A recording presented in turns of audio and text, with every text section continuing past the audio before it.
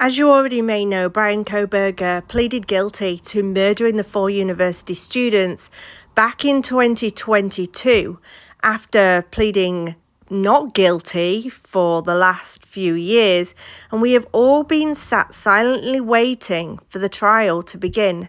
Not only us, but the families, hoping to get some answers as to why, trying to find out exactly what happened that night. In this video, we're going to talk about a former FBI agent who has described Brian as an incel. We are also going to discuss why he was fixated on these students and my thoughts on why he pleaded guilty. So this former FBI agent has described Brian Kohberger as an incel. I think we already probably knew that, but they think that he became fixated on the University of Idaho student Madison Mogen, ultimately leading him to murder her and 3 others in their off-campus home. The ex-FBI agent, Jennifer Coffindaffer, longtime expert witness, and we've seen her here on YouTube, said that she was convinced that he was what I term as an incel, an individual who is involuntary celibate because they cannot attract the persons that they hope to attract. Inside of them is a certain anger.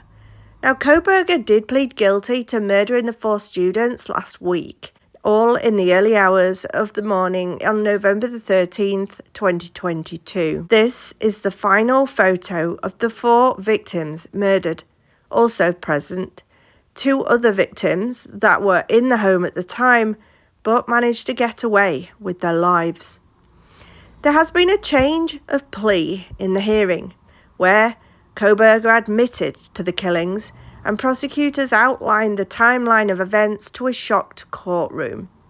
Kohberger is to be sentenced for his crimes, including 4 counts of first-degree murder and felony burglary on July the 23rd at 9 a.m. local time. Now I'm going to tell you why I think he pleaded guilty, and it might be what you've already thought about it, because I'm sure everybody has their ideas on this case and why Brian might have changed his plea. This is what I wrote.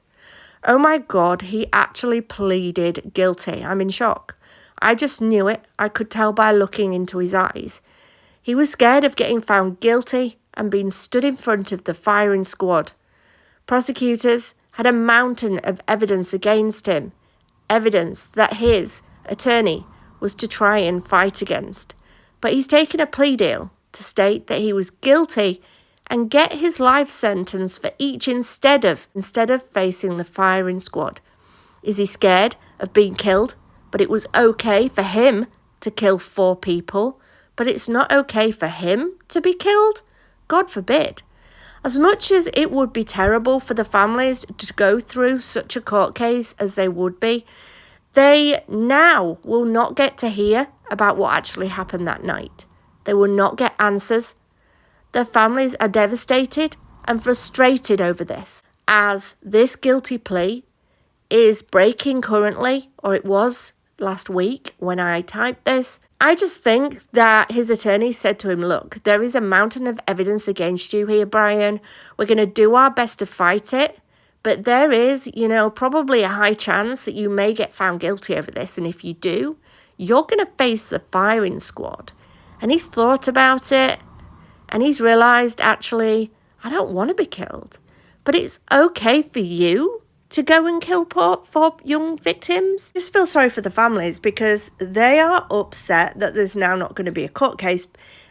It would be horrible for them to sit through and listen to it. But having said that, would it be giving them the answers and an idea of actually what happened that night? What have they been told about it? What haven't they been told?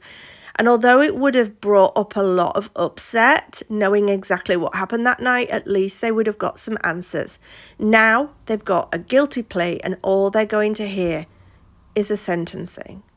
And it just breaks my heart for the families that are constantly going through this. Just a massive shame that these 4 victims had their whole lives ahead of them. They were intelligent people. They were going to have careers, lives, families of their own. And it just irks me every time I look at this man. He's got the most evil eyes I have ever seen. I don't know what you think about this, guys. Let me know in the comments section, and I'll be back with you again soon. Bye for now.